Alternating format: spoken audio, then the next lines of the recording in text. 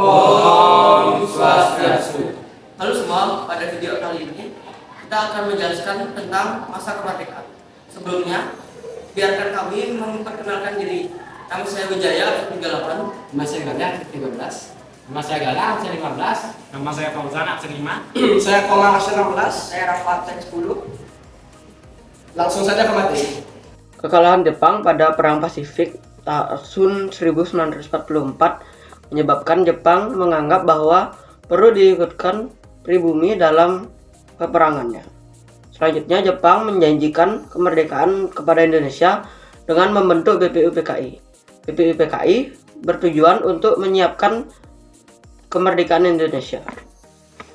BPUPKI melaksanakan 2 kali sidang. Sidang pertamanya pada tanggal 29 Mei sampai 1 Juni untuk membahas tentang rumusan dasar negara. 3 tokoh nasionalis Indonesia mengemukakan pendapatnya pada 3 hari yang berbeda. Pada tanggal 1 Juni, Soekarno mengemukakan Pancasila. Selanjutnya, pada tanggal 1 Juni sudah dinobatkan sebagai hari lahirnya Pancasila. Selanjutnya, pada sidang kedua, yaitu membahas tentang rumusan Undang-Undang Dasar dan bentuk negara. Mayoritas bentuk negara sudah disetujui sebagai republik. Selanjutnya, untuk Undang-Undang Dasar, supaya cepat dibuatlah sebuah panitia baru yang beranggotakan 19 orang yang diketuai oleh Insinyur Soekarno.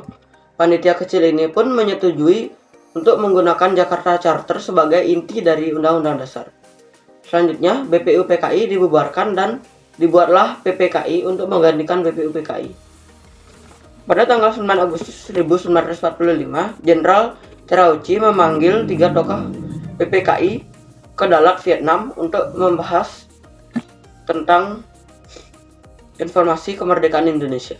Selanjutnya dilanjutkan oleh Fauzan. Di sini saya akan menjelaskan tentang peristiwa Rengas Dengklok. Peristiwa Rengas Dengklok dimulai ketika tentara Jepang menyerah pada tentara sekutu tanpa adanya syarat.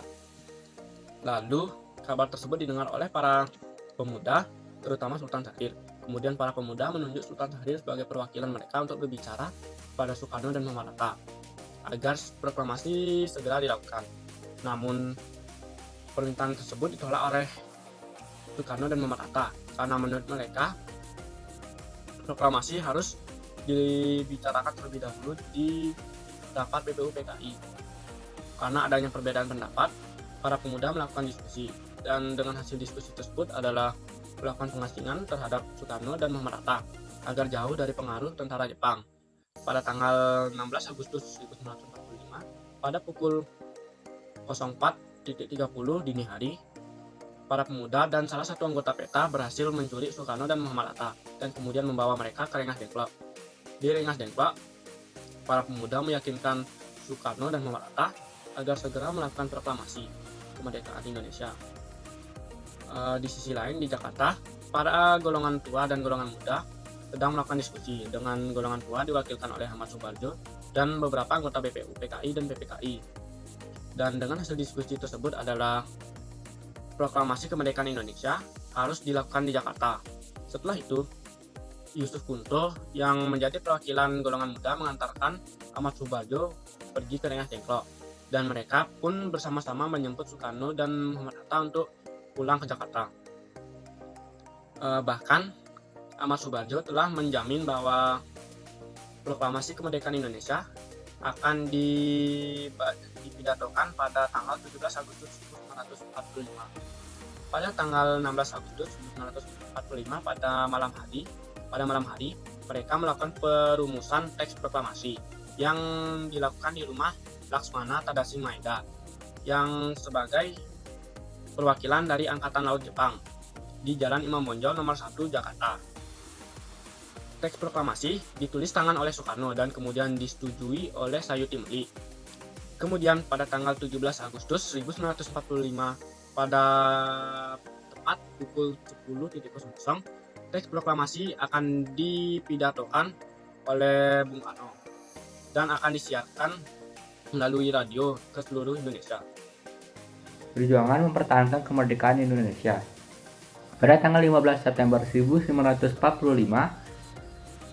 tentara sekutu yang terdiri dari tentara Inggris datang ke Jakarta dan Surabaya. Tentara sekutu yang dibonceng tentara pasukan Nika, yaitu pasukan Belanda yang tergabung dalam AFNE, yaitu Allied Force Netherlands East Indies, di bawah pimpinan Letnan Jenderal Sir Philip Tristan, datang ke Indonesia dengan beberapa tujuan. Yang pertama, melucuti tentara Jepang dan memulangkan ke negaranya. Yang kedua, menghimpun data dan menghukum penjahat perang. Yang ketiga, menerima penyerahan kekuasaan dari Jepang. Yang keempat, menegakkan kedamaian dan lalu menyerahkannya ke pemerintah pusat. Dan yang kelima,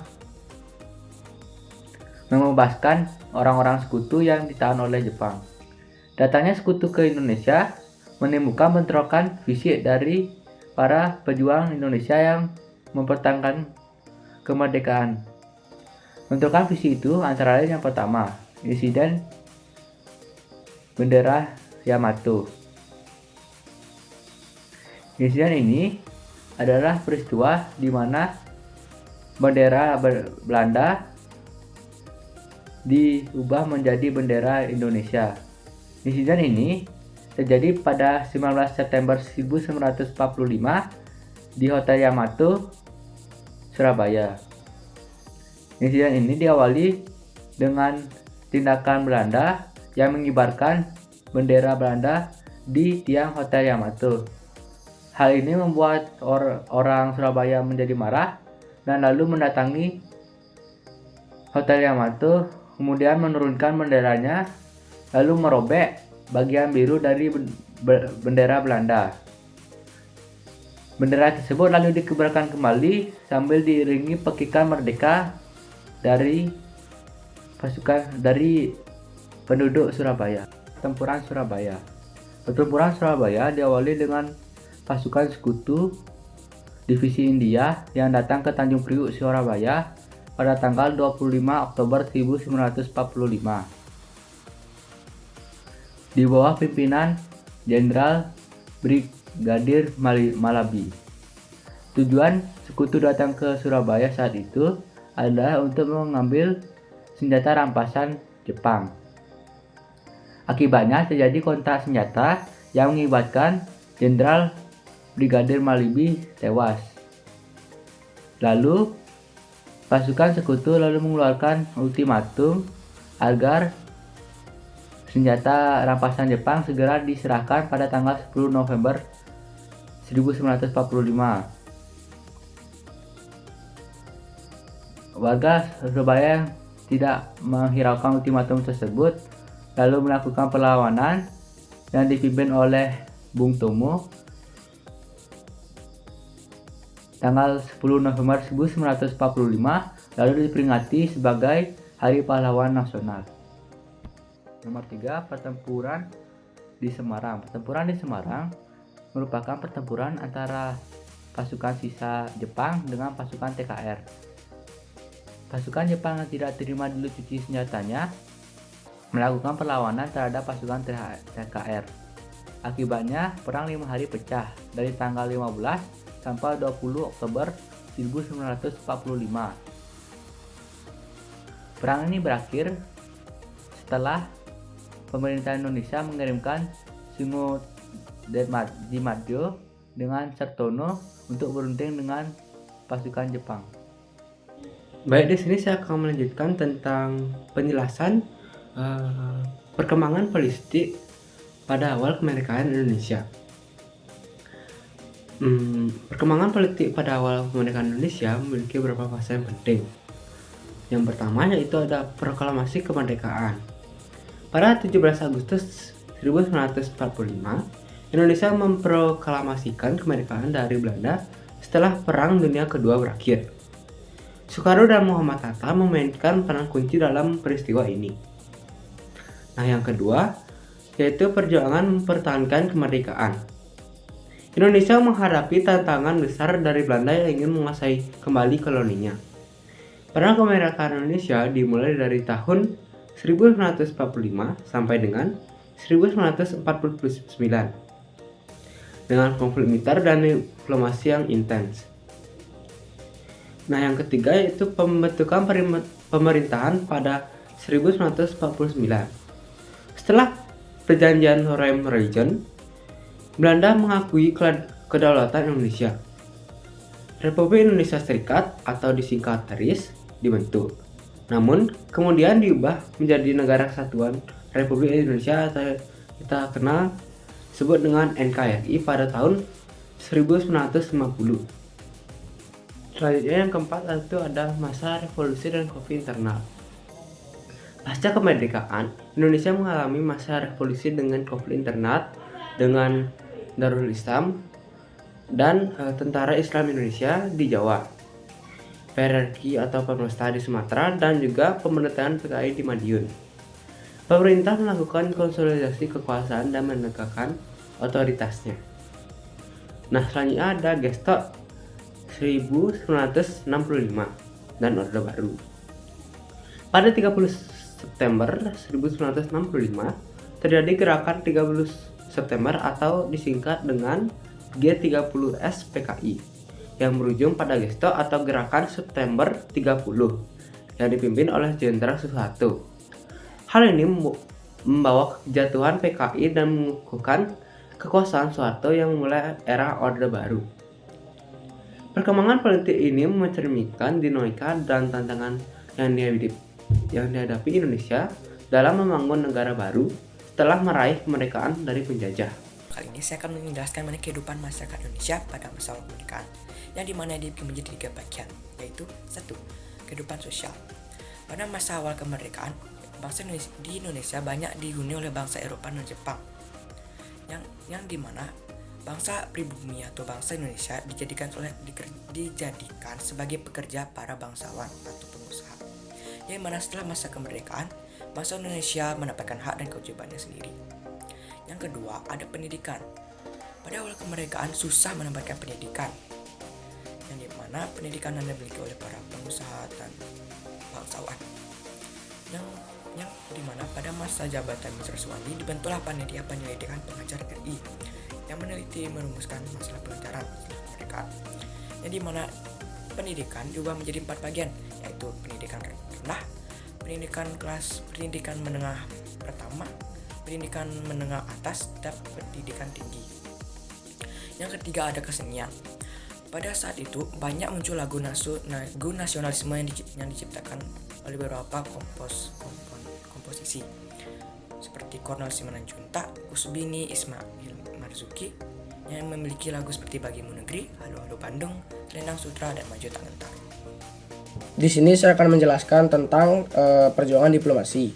Perjuangan diplomasi adalah perjuangan yang dilakukan dalam meja perundingan. Perjuangan diplomasi dilakukan untuk mendapatkan pengakuan dan dukungan dari negara internasional. Upaya diplomasi diwujudkan dengan melakukan perundingan dan membuat persetujuan untuk menjaga kedaulatan Indonesia. Ada beberapa upaya yang dilakukan dalam perjuangan diplomasi. Yang pertama ada persetujuan Linggarjati. Persetujuan Linggarjati dilakukan pada tanggal 10 sampai 15 November 1945 yang dihadiri oleh 2 delegasi dan 1 negara perantara. Isi pokok dari perundingan Linggarjati adalah: pertama, Belanda mengakui secara de facto RI dengan wilayah kekuasaan meliputi Sumatera, Jawa, dan Madura. Yang kedua, RI dan Belanda akan bekerja sama untuk membentuk negara Indonesia Serikat dengan nama RIS, Republik Indonesia Serikat, yang salah satu bagiannya adalah RI. Yang terakhir atau yang ketiga, RIS dan Belanda akan membentuk Uni Indonesia Belanda dengan Ratu Belanda sebagai ketuanya. Yang terakhir ada perjanjian konferensi meja bundar atau KMB. Salah satu dari perundingan Rome-Royan adalah menyelenggarakan KMB. Oleh karena itu, tanggal 23 Agustus sampai 2 November 1949 diselenggarakan KMB di Den Haag. Belanda. Konferensi meja bundar dihadiri oleh 3 delegasi, yaitu delegasi RI dipimpin oleh Muhatta, delegasi BFO dipimpin oleh Sultan Hamid II, delegasi Belanda dipimpin oleh Mr. Van Marseven. Hasil dari perjanjian konferensi meja bundar atau KMB ada 4, yaitu yang pertama, Belanda akan mengakui kedaulatan RIS pada akhir Desember 1949. Yang kedua, semua hutang bekas Hindia Belanda ditanggung RIS. Yang ketiga, TNI secara berangsur-angsur akan mengambil alih keamanan seluruh wilayah RIS. Sekian dari penjelasan dari kami tutup dengan salam santi. Om Santi Santi.